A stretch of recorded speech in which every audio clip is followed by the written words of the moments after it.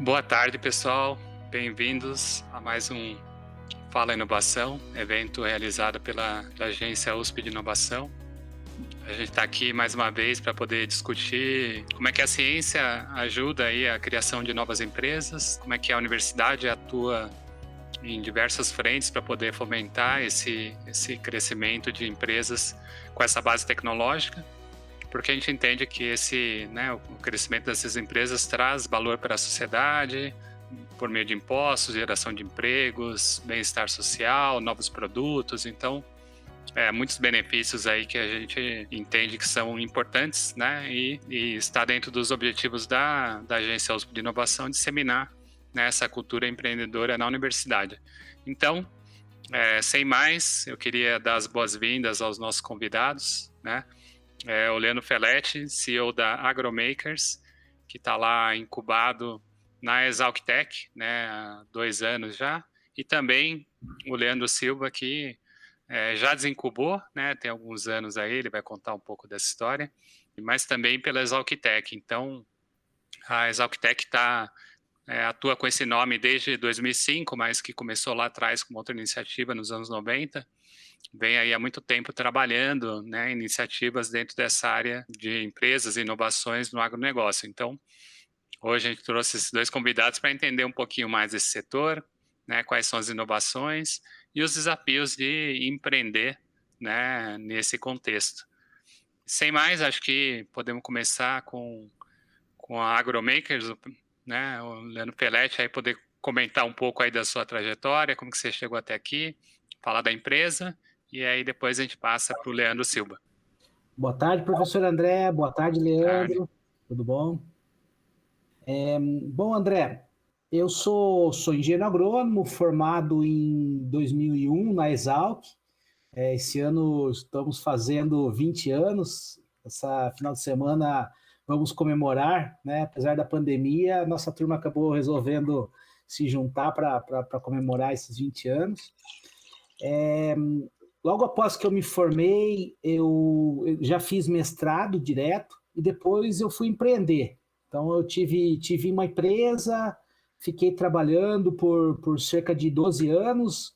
Posteriormente a isso, eu tive uma proposta para trabalhar numa multinacional. Trabalhei mais 5 anos, 6 anos em uma multinacional. Posteriormente a isso, depois que a gente dá uma rodada, né, e avalia as tecnologias, avalia todo o nosso trabalho, eu virei professor, né, eu fui dar aula em uma universidade de agronomia, e para mim essa volta para o ensino foi muito interessante. Quando a gente começa a dar aula de graduação, nós analisamos realmente as bases tecnológicas, né, e isso me deu um subsídio muito interessante, porque logo após eu entrei, eu voltei, né, já estava na universidade, mas faltou o curso de doutorado, aí eu me matriculei novamente na Exalc, fiz doutorado, e finalizando o nosso doutorado, eu acabei fazendo uma escolha profissional, né, de realmente voltar ao empreendedorismo, onde nós desenvolvemos uma tecnologia através de hardwares conectados através da internet das coisas, em que a gente desenvolveu um sensor que traduz a sede de água das plantas. Então, em função dessa descoberta desse desenvolvimento dessa tecnologia que eu utilizei durante o meu doutorado, eu acabei fazendo uma opção por voltar a empreender, né? E aí então que surgiu a ExalcTech no nosso currículo, onde a gente fez um projeto, montou o projeto, fez a apresentação, passou por um crivo e conseguimos incubar dentro da ExalcTech, né? E que a gente vem hoje desenvolvendo esse nosso trabalho, né? Que é muito interessante porque hoje aqui em Piracicaba nós temos um ecossistema de inovação muito integrado, e a ExalcTech basicamente ela um dos vértices dessa base tecnológica e que nos dá um subsídio muito grande, né, para a gente desenvolver nosso trabalho. Beleza, Leandro, bem-vindo, então. Eu me formei também em 2001, coincidência, né? Mas veja aqui a sua trajetória. indo e voltando do mercado bem interessante, a gente vou fazer, já tem uma pergunta aqui pensada, mas antes de eu passar para o Leandro Silva poder se apresentar também. Legal. Bom, primeiro eu queria agradecer a oportunidade de participar desse bate-papo, né? Eu sempre fico muito feliz quando a gente tem a oportunidade aí de conversar, principalmente sobre inovação, né? Fico muito feliz também para a gente poder ostentar o selo DNA USP, né? Que foi uma brilhante inovação aí, acho que desde o ano passado, né? E que é importantíssimo para nós como empresa, né? Então, eu vou falar um pouquinho da minha história, vou falar um pouquinho também da empresa, né? Eu sou engenheiro agrônomo, sou um pouquinho mais novo que vocês, tá? Eu formei em 2004, Ó, mas eu entrei na universidade um pouquinho mais tarde, né? Eu tive que começar a trabalhar bem cedo e eu entrei na agronomia por volta dos 26 anos já. Formei em Santa Catarina, na UDESC. Depois segui um caminho aí, eu já trabalhei em multinacional também, assim como o Leandro, né, o Felete falou, e depois eu tive a oportunidade de fazer um mestrado em produção vegetal na UPF em Passo Fundo, formei na UDESC, primeiro graduação na UDESC em Lages, mestrado em Passo Fundo, em produção vegetal. E sempre trabalhando, né? E o interessante é que é nesse ponto que as coisas começam a se misturar. Então, a parte do empreendedorismo, né? A ideia da empresa ela iniciou, a ideia, o conceito dela nasceu em 2008, exatamente quando nós estávamos no mestrado, e que eu encontrei a minha atual sócia. Nós somos 2 fundadores da empresa.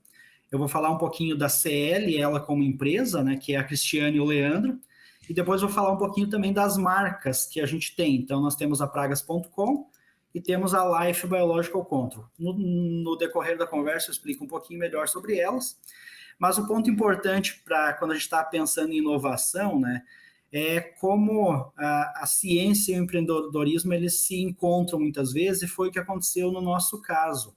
Porque lá em 2008, durante o mestrado, eu atuava numa empresa, e a partir da dor que eu estava vivendo naquela empresa, e como pesquisador, porque eu era pesquisador na empresa, foi de onde surgiu o conceito da empresa, e naquele momento o nome que a gente pensou foi na pragas.com, porque naquele momento eu tinha uma tecnologia que vinha de fora para ser testada no Brasil, e simplesmente nós não tínhamos as espécies que essa tecnologia controlava, nós não tínhamos no Brasil para testar.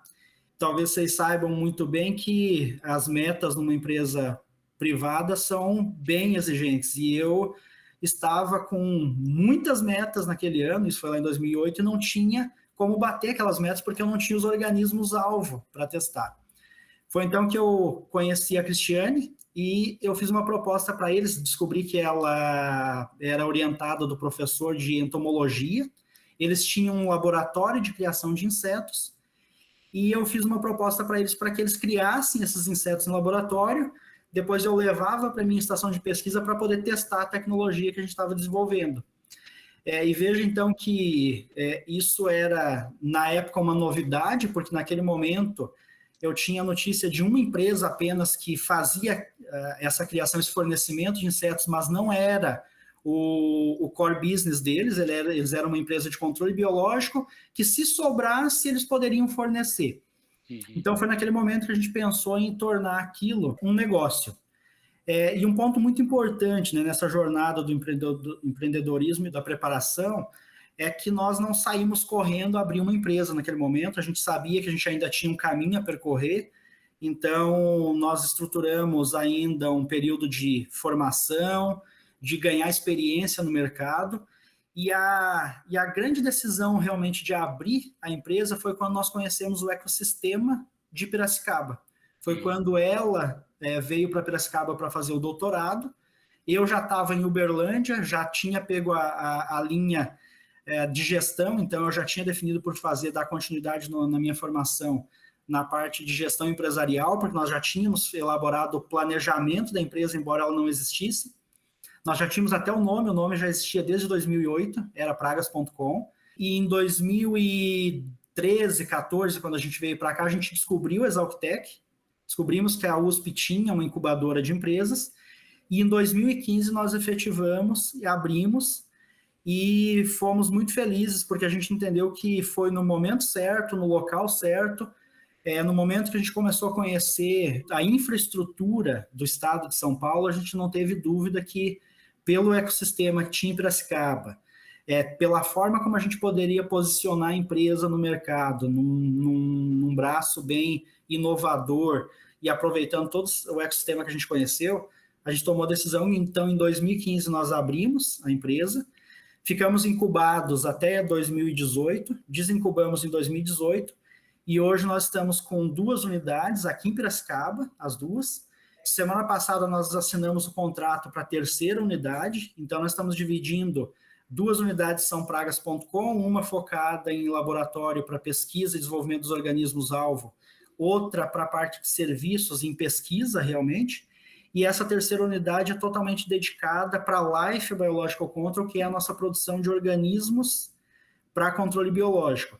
Então, outro aspecto aí nessa jornada também é que em nenhum momento a gente parou de se transformar. Então, a todo momento aparecem oportunidades e a gente sempre de uma forma, sempre buscando inovar em alguns aspectos, sempre buscando aproveitar as oportunidades para crescer. Então, nosso crescimento nos últimos... semana passada também nós comemoramos 6 anos de empresa. Nesses últimos 6 anos, nosso crescimento tem sido acima de 200%. Nós temos crescido em equipe, em infraestrutura e também em faturamento. Então, assim, brevemente, esse é o histórico aí da CL Empreendimentos Biológicos, que tem as marcas pragas.com e Life Biological Control. Muito bem, Leandro. Acho que essa trajetória aí também é incrível, no sentido que, né, os dois comentaram que passaram tanto pela graduação, pela universidade, pelas empresas, depois fizeram mestrado, voltaram para o mercado. Então, é uma sequência de idas e vindas aí entre diferentes trajetórias, né? Acho que traz uma luz para as pessoas, no sentido que às vezes o empreendedorismo é algo que vai acontecendo ao longo da sua vida, né? E você tem momentos em que você está envolvido nisso, mas não te impede de, em algum momento, voltar para o mercado, né? Que é o caso do Felete, né? E depois resolver que realmente você quer empreender. Então, não é como se você tomasse uma decisão para todo o resto e é isso, né? Isso dá um pouco mais de tranquilidade para o aluno que está experimentando essa iniciativa. Uma pergunta que eu queria fazer para vocês, assim, acho que quando você olha o estado atual do que a sua empresa faz, o quanto que isso mudou em relação ao que vocês pensavam na hora que vocês começaram essa trajetória do empreendedorismo? Se mudou muito? E como é que vocês enxergam para o futuro, né? Se já tem a perspectiva de mudar novamente, né? Leandro, quer responder? Posso, porque essa pergunta é muito legal, é muito bacana, porque, assim, eu acho que a gente não pode deixar de se transformar, né? A gente não pode deixar de estar muito atento ao mercado.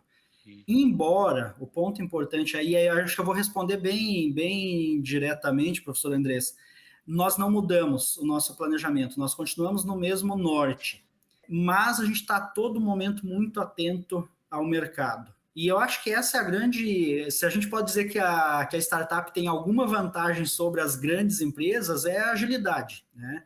A gente consegue mudar muito rapidamente. Isso não quer dizer necessariamente que a gente precise mudar o planejamento da empresa. A gente acredita muito em planejamento, né? Então, até tem um case engraçado que nós estamos com uma nova oportunidade de parceria que surgiu. Semana retrasada a gente fez uma reunião e eu busquei o que a gente tinha, porque essa oportunidade ela estava totalmente em linha ao que a gente tinha desenhado e inclusive estava no papel, numa apresentação do PowerPoint que a gente fez em 2014.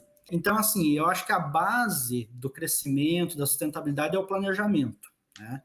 Eu acho que devem ter alterações nesse planejamento para acompanhar o mercado, para seguir as tendências, né?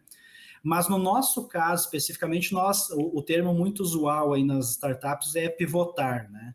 Nós em nenhum momento pivotamos. Também não acho que quem pivotou esteja errado. E também nós não tiramos isso da nossa possibilidade, por isso que a gente está sempre muito atento ao mercado. Só que eu acredito muito que quando a gente faz um planejamento muito forte E quando a gente tem um conhecimento muito forte do ramo, do segmento, da área que a gente está atuando, e aí a questão da formação, né? Não só da formação acadêmica, mas como a formação de mercado, eu acho que ela é muito importante. Então, assim, eu acho que não tem receita, né? Eu acho que o fato da pessoa pegar a formação acadêmica e montar uma empresa não quer dizer que ela vai dar errado, eu acho que não é a questão. É uma opinião muito particular minha, que eu acho que quando você une o acadêmico com o prático, você ganha uma força muito forte, porque daí você diminui muito o risco de dar errado, né? Então você minimiza o risco e às vezes até evita essa questão do pivotar, né? Óbvio que nós não descartamos em momento nenhum, se a gente identificar uma oportunidade muito boa que a gente veja que é um caminho um pouco diferente do que a gente planejou, e a gente vê que a oportunidade está ali para ser aproveitada, nós vamos aproveitar. Mas no nosso caso específico, então, o planejamento sempre foi trabalhar com biológicos. Nós vimos um caminho para monetizar a empresa de uma forma um pouquinho diferente também, que era a questão da comercialização dos organismos vivos, né? E nesse meio termo, entre ter também o biológico final, que é para o agricultor, nós vimos uma oportunidade de atuar no mercado business to business. Então, hoje nós temos tanto o segmento de pesquisa, que nós atendemos, instituições públicas, privadas, temos as empresas de controle biológico, que nós fornecemos insumos, que são a matéria-prima para eles fazerem biológico, e agora estamos dando o terceiro passo, que é chegar ao agricultor final. Então, de certa forma, aproveitar as oportunidades do mercado de uma forma bem segura, né, para ter um crescimento sustentável. Perfeito. Acho que no caso da empresa de vocês nasceram a partir de um gap de mercado que você identificou do outro lado, né?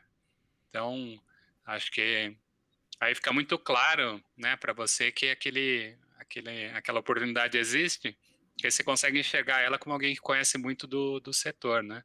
Acho que esse é um grande desafio que às vezes os nossos alunos, principalmente os de graduação, eles não conseguem assim claramente captar, é o quanto é necessário você gastar tempo e esforço para conhecer o lugar onde você está pensando em criar essa empresa, para poder compreender onde tem essas oportunidades, né? Porque senão você acaba tendo uma coisa muito superficial, né? Mas se o senhor me permite, eu vou trazer um exemplo rapidinho, que muitas vezes a gente assim, puxa vida, eu preciso estar lá no mercado para ter uma oportunidade. Veja bem, essa dor era minha lá em 2008. Só que como é que teve o encontro meu da pessoa que é minha sócia hoje? No momento que eu procurei ela já tinha capturado essa dor, porque ela conta isso a todo momento, olha que legal. Ela trabalhava na Embrapa e ela era responsável pela criação de insetos da Embrapa para questões internas da Embrapa. E ela leu uma reportagem, veja bem, uma reportagem numa revista que tinha uma empresa americana que comercializava os percevejos que ela criava a $2 cada percevejo. E naquele momento ela foi no laboratório dela e disse, puxa vida, mas quantos dólares eu tenho aqui? Será que eu não posso também transformar isso num negócio? Então, a oportunidade, essa visão, acho que a gente desenvolve muitas vezes dentro da universidade mesmo, né? Estando atento às oportunidades do mercado. Muito bem. Vamos passar a palavra para o Felete aí para ele poder complementar. E acho que também comentar sobre a sua experiência, né? Que, pelo que você contou, você desenvolveu assim o produto via doutorado, né? Isso. Mas, assim, pensando desde o início, o Leandro falou bastante e bem propriamente sobre pivotar, né? O desenho hoje, quando a gente olha o passado, né? O desenho da startup, da AgroMakers hoje, ele foi previamente traçado logo no final da graduação, no final do mestrado, em que eu tinha um sonho de conectar sensores, né? Sensores de umidade do solo, estações meteorológicas, e eu vi no final da graduação, no final do mestrado, que existia um potencial muito grande naquela época, final dos anos 2002, 2003, se existisse uma tecnologia onde houvesse estações meteorológicas conectadas, monitorando dados climáticos, esses dados poderiam ser capitalizados, vendidos, fornecidos, trabalhados, de uma série de formas, né, que seria muito interessante. Porém, na época, era uma tecnologia ainda praticamente, não que era inviável, mas era uma tecnologia muito cara. Para a gente ter uma estação meteorológica conectada nos anos 2000, custava algo em torno de 100 a 200 mil dólares, né? Então o valor era relativamente alto. Então, isso nunca saiu do nosso radar. E à medida que a gente foi andando e tendo cada vez mais experiência, né, conhecendo o mercado, conhecendo o produtor, conhecendo nossos clientes, foi que a gente foi realmente avaliando quais são as necessidades, né, do nosso cliente e adaptando, né, e criando o que hoje é a AgroMakers, né, que a gente tem um sensor que ele atua, ele tem uma precisão muito maior, né, do que uma estação meteorológica, por exemplo, e que ele atua diretamente na irrigação, praticamente automatizando, né, o sistema de irrigação, deixando ele mais inteligente, ligando, acionando o sistema de irrigação conforme a necessidade de água das plantas. Qual é a vantagem disso? Primeiro, nós damos condições para as plantas se desenvolverem o máximo possível, potencializando a produção, né? E economizando, e olhando para a parte ambiental também, que a gente economiza, a gente consegue ter maior uso, a melhor relação entre o uso da água, né, e a produção dos alimentos que nós estamos irrigando. Então, basicamente, a gente pensou há muito tempo, né, e esse projeto foi sendo construído conforme nós fomos adquirindo mais experiência e também a tecnologia foi se desenvolvendo e barateando, né? Porque hoje a gente tem uma possibilidade de utilizar sensores com um custo muito mais barato do que a gente tinha há 20 anos atrás. E uma curiosidade, vocês conseguem precificar a economia, os benefícios que vocês trazem para a pessoa que usa o sistema? Posso eu então, Leandro, que daí depois eu passo a bola para você.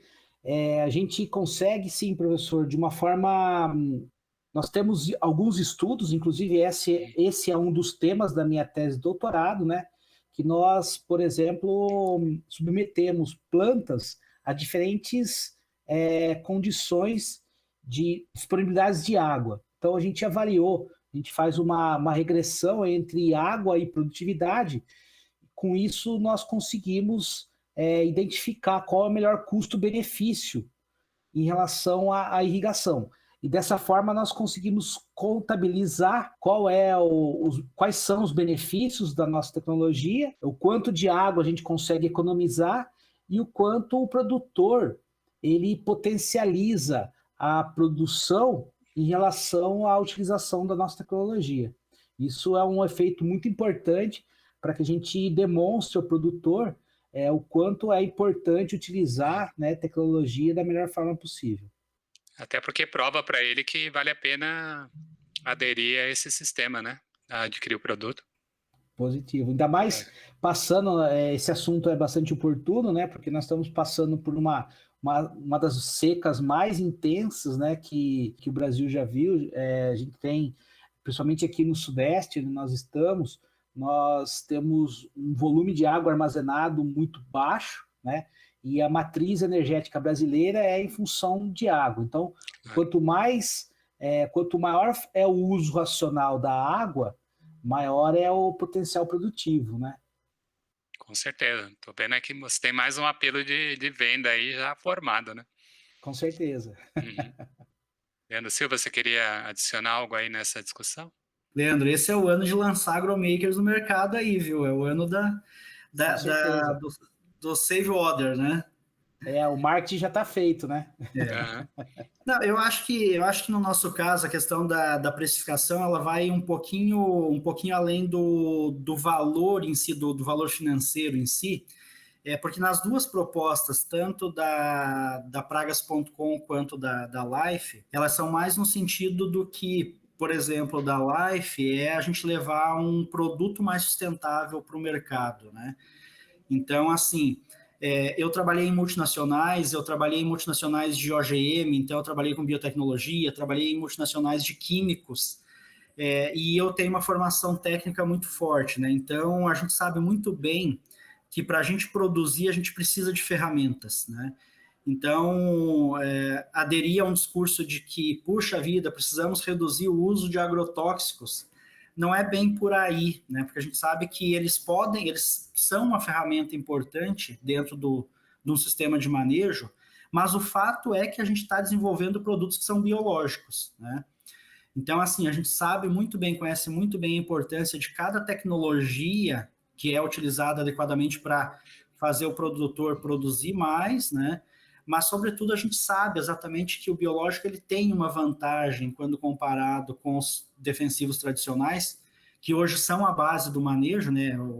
A base do manejo das lavouras é o manejo químico. Os produtos utilizados corretamente, ok, mas a gente sabe que o produtor abre mão deles por uma série de outros benefícios e o uso fica muito intensivo. Então, incorre, por exemplo, em resistência. Hoje tem uma série de insetos que são resistentes, que as moléculas químicas não controlam mais.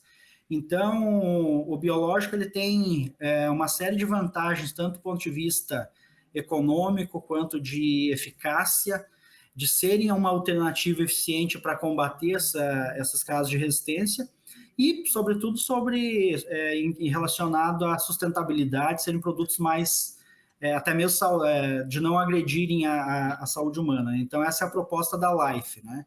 E, em termos de custo, eles têm uma entrada muito boa também, que eles são produtos muito competitivos em termos de custo. Então, a gente considera assim, como o Leandro falou, né? Se a gente pensar, mas por que os biológicos não... Eles são a ferramenta mais antiga conhecida. Por que antes eles não eram a principal ferramenta de manejo? Porque nós não tínhamos tecnologia, principalmente de produção. Então, hoje, o desenvolvimento tecnológico que a gente teve, as inovações, e principalmente a entrada, em alguns sentidos até mesmo de startups, estão aumentando o portfólio de produtos. Então, hoje o produtor consegue fazer um manejo biológico. Há 10 anos atrás ele não conseguia, ele não tinha opções, né? Então essa é a proposta da Life. Já quando a gente pensa na pragas.com, ela é principalmente focada em soluções para pesquisa agrícola. Mas não no sentido de ela fazer as pesquisas agrícolas, mas sim ela levar uma proposta também de redução de custo, mas aí nesse caso não é para os agricultores, e sim para aquelas empresas e instituições que desenvolvem produtos para controle de pragas, sejam eles de biotecnologia, químicos, biológicos.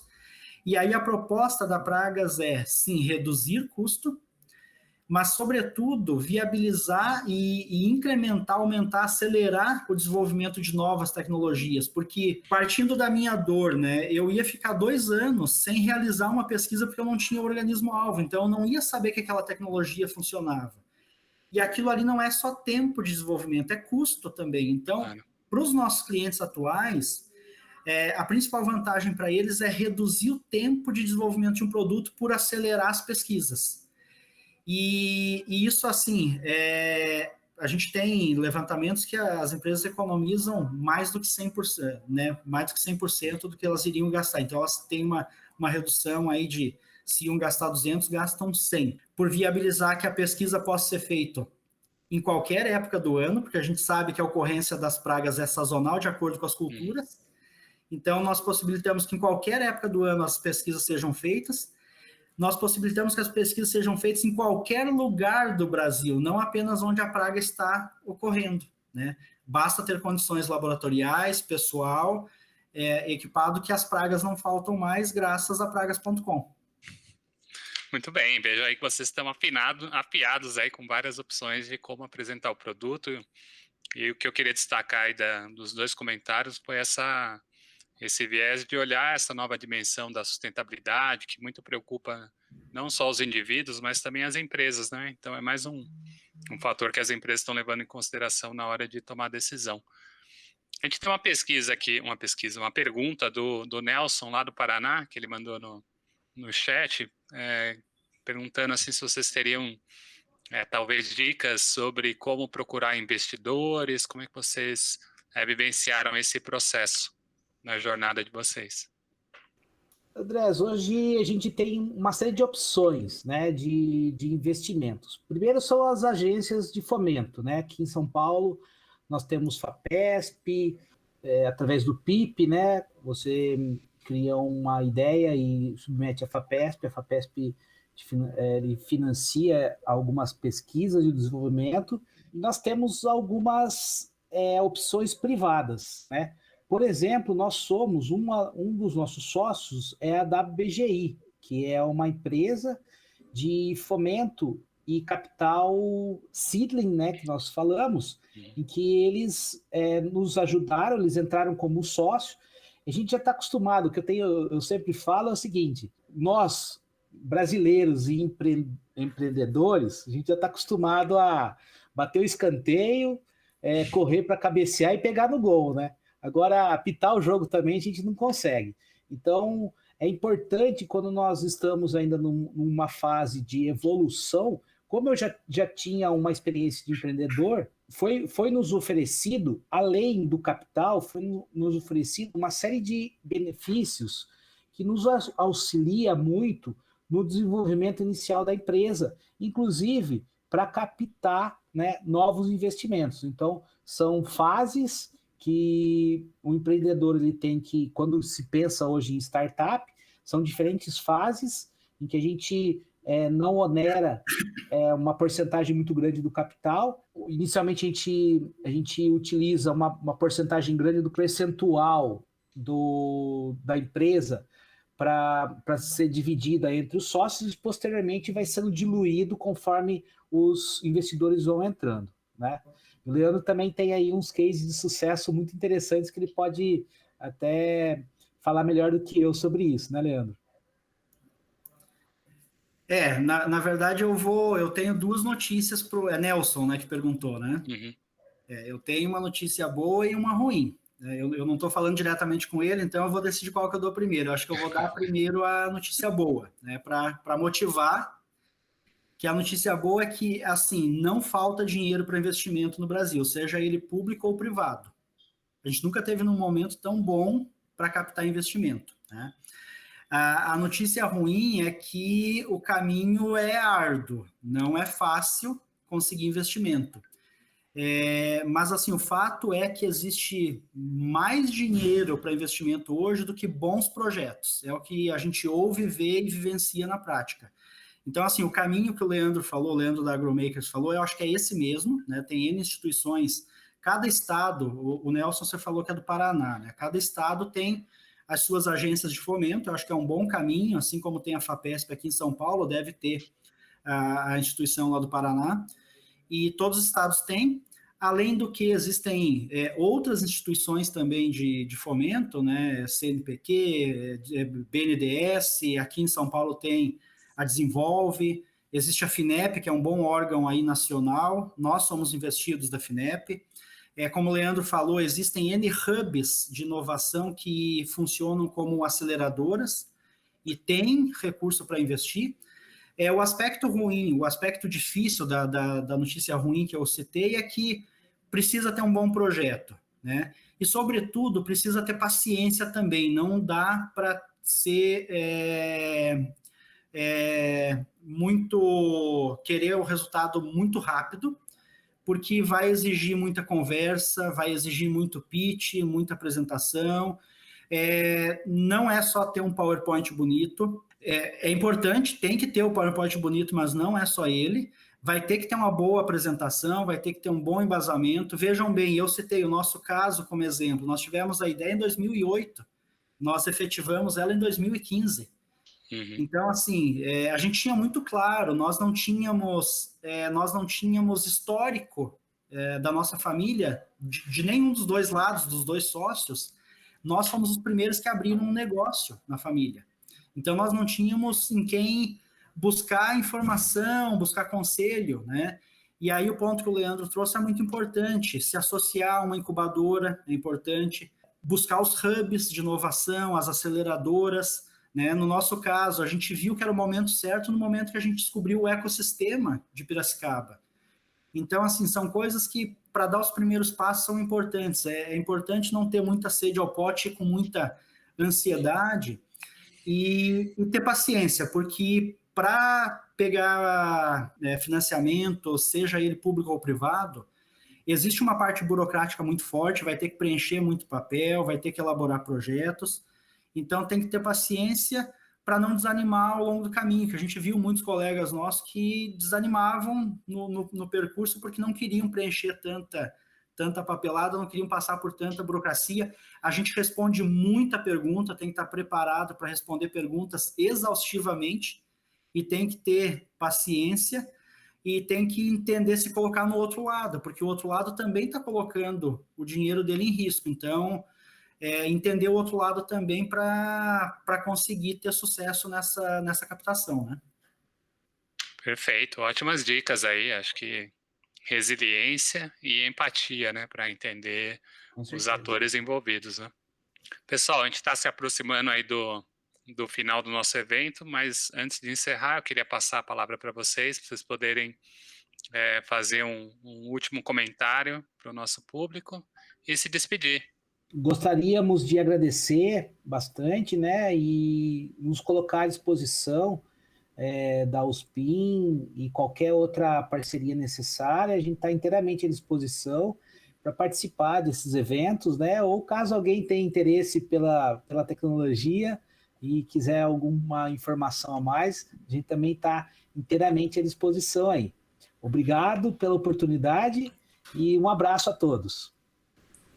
Ok. Do nosso lado aqui também é só agradecer o convite, a oportunidade de estar falando um pouquinho sobre os projetos, sobre inovação, né? É sempre uma oportunidade muito boa. É muito legal poder compartilhar a trajetória aí com os demais. Me disponibilizar para quem está assistindo aí online, então tem os nossos contatos aí na divulgação. O meu e-mail é leandro.silva@pragas.com.vc. Então, se alguém quiser tirar alguma dúvida, fazer alguma pergunta depois, entrar em contato, fico à disposição. Se tiver alguém aí que trabalha com pesquisa e precisa de organismos-alvo para agricultura, aí, pragas.com.vc, o nosso site. E se tiver algum agricultor ou mesmo algum consultor ou mesmo agrônomos aí que estejam interessados, nós vamos abrir uma linha de franquias para a Life Biológico. Então, a gente está lançando a marca no mercado esse ano. Temos 2 primeiros produtos. Um é um vírus que controla a lagarta do cartucho no milho e outro é uma microvespa que controla o percevejo em soja. Todos eles com algum tipo de inovação aí embutida, né? Então, se alguém tiver interesse em saber mais, por favor, entre em contato. Agradeço a oportunidade. Então, mais uma vez, em nome da universidade, queria agradecer o Leandro por estarem aqui presentes, né? Foi muito legal ouvir a história da jornada de vocês no empreendedorismo, posso saber mais sobre a empresa. Vejo que vocês têm aí ótimos produtos e já com muitas boas perspectivas, né? Então, da nossa parte, a gente agradece a presença de vocês e deseja muita sorte aí nos próximos anos, né? E nos lançamentos, pessoal. Obrigado. Muito obrigado. Valeu. E com isso a gente encerra por aqui mais um evento da Agência USP de Inovação, tentando, né, fomentar a cultura empreendedora na Universidade de São Paulo. Uma boa tarde a todos e uma boa semana.